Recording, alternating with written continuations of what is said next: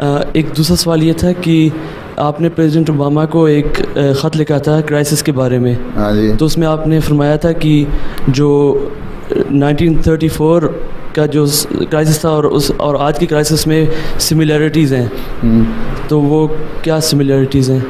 Similarities यही है कि करेंसी ख़त्म हुई, जो यूरो क्राइसिस हो रहा है आपको नज़र नहीं आ रहा सिमिलैरिटी?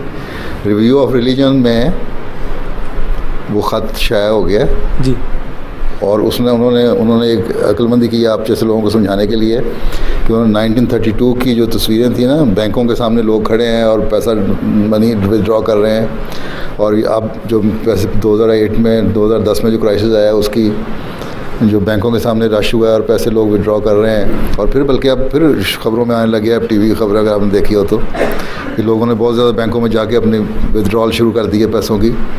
तो एक तो ये सिमिलैरिटी है, चीज़ें आसमान पे चढ़ गई हैं, परचेजिंग पावर लोगों की कम हो गई है, अनएम्प्लॉयमेंट ज़्यादा हो गई है। तो ये सारी सिमिलैरिटीज़ ही हैं ना, और क्या है। जी। चलो।